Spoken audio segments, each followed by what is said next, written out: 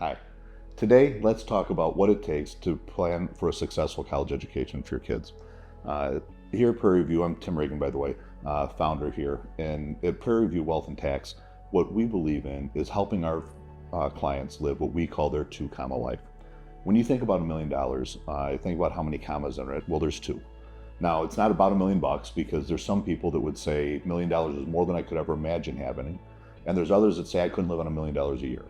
So it's not about the money necessarily, but it's about what we call living your millionaire lifestyle.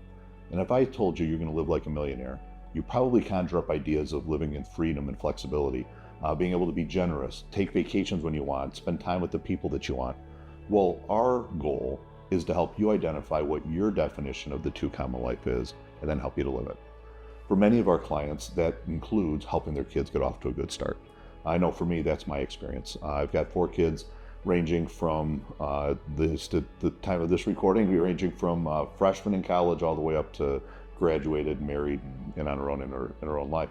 And what we found is that this whole idea of how do I plan for a college education, there are some components that are very specific to the family, but there are some things that you should do no matter what. And we've broken them down into a number of categories. The first one is we suggest that you decide before you ever start looking at schools who's going to pay for education. So that ranges everywhere from the mom and dad that says, we want to pay for the entire deal, kids don't have to pay for anything, we want to handle it. All the way to the other end of the spectrum that says, kids have to pay for the whole thing, we don't care what it means. And then there's in between. By setting this up in the beginning, you can start to determine who should have what budget, who should spend what money, and what that overall picture is going to look like. You know, for my wife and I, our idea was that we wanted to spend 80% or pay for 80% of our kids' undergrad. We wanted them to pay for 20%. Fortunately, as we went through the process, that meant that the kids ended up leaving school with a little bit of debt, but enough that would be less than a car payment, not a mortgage payment. And that was important to us. For us, it felt like it gave them skin in the game, as well as letting them not leave there with such a burden that they could never outgrow it or overcome it.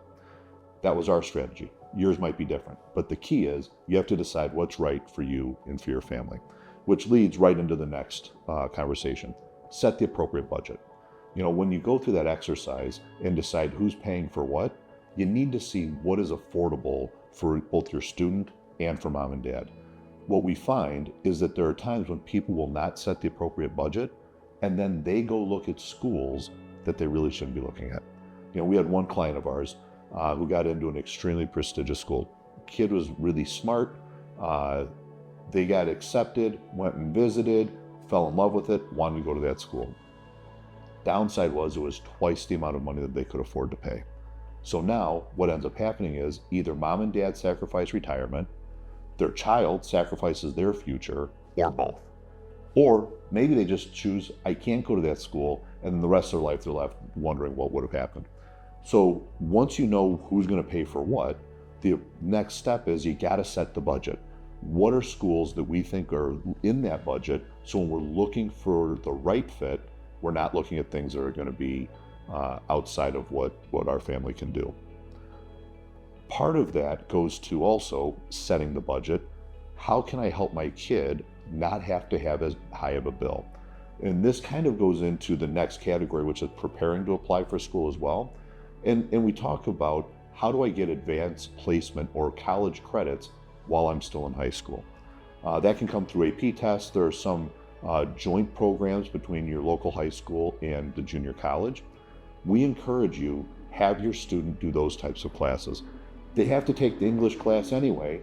They might as well take the English class that's the advanced placement, where they get to have some added benefit to it, rather than just the English class where they don't get any college credit. I know that there are some kids, mine included, where they're able to put together enough AP classes that they could graduate college early. In my case, my daughter graduated an entire year early.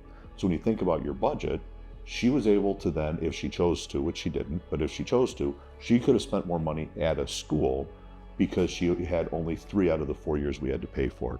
So those AP classes not only look good on a resume, on a college application, they can mean real money when you go to pay for school. Which really leads us into how do you prepare to apply? Most schools right now are testing optional. What we found, however, is for those students who can get really good test scores, there's some more money potentially available to you from the institution. So our suggestion is take some standardized tests, ACT, SAT, see where you fall. Pay for a class. Those classes are not overly expensive. Have your student go through the class, take the test at least one more time. That's just one easy, low-hanging fruit way that you could have in your back pocket where schools may have some additional dollars for you when it comes time to apply. Another thing is when you're going to be a part of something, look to be a leader of that something rather than just a participant. If you want to be part of the Key Club, look to be the president of the Key Club, not just a participant.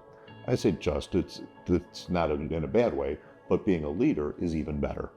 Same thing with the baseball team. If you can figure out how to be the captain, that's going to look much better on your college resume than it is saying that you played second base. So the next thing that you think about, so we know who's going to pay for school, we've set a budget, we're now applying to schools that fit within that budget. We now want to start talking about how do you pay for it? Well, as you may or may not know, there is a process. It's called the Federal Application for Student Aid, or the FAFSA form. That FAFSA form is something that everybody should fill out. It will tell the school, is there any federal money available to you?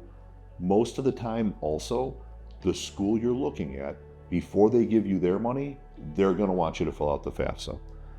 So most of the time it makes sense for you to do that. In addition to that, you're also going to want to start looking at how are your assets allocated. So if you've been wise and have saved some money for your kids' college, that FAFSA form and colleges are going to look at whose assets are whose differently and cause you to require you to use those dollars to pay for school. So for example, if your child has money in their name, the school's going to want them to use that before they give them any of their own money at a much faster rate than you use your own. If parents have money that's just regular old joint account, they're going to want you to use that money before you use things like a retirement account or home equity. And so sit down with a financial advisor and start looking at how are our assets owned, and is that ownership keeping us from getting maybe some money that we could if we had just reallocated those a little bit. And then finally, when your child goes off to school, one thing many times parents don't think about is what happens if something happens to them. Up until this point in their life, you have been their guardian and you have been able to do anything for them. Anything money-wise, anything physical or health-wise, because you were their parent. Now they're over 18. That doesn't happen anymore. So you really need to do some things that are adult types of things. Make sure that you're the power of attorney for them. You have power of attorney for healthcare and for finance. You should probably make sure that they have a will. Make sure that if something happens to them, it's very clear and obvious that you guys can step in and take care of their affairs. Along those same lines, as you're thinking about the financing of school, if your student is taking out any student loans and you're co-signing for those loans, you should have some life insurance on your child so that if something terrible happens, you're not stuck paying off a student loan in the aftermath of that. And so really think about, if you're co-signing, should we have some life insurance?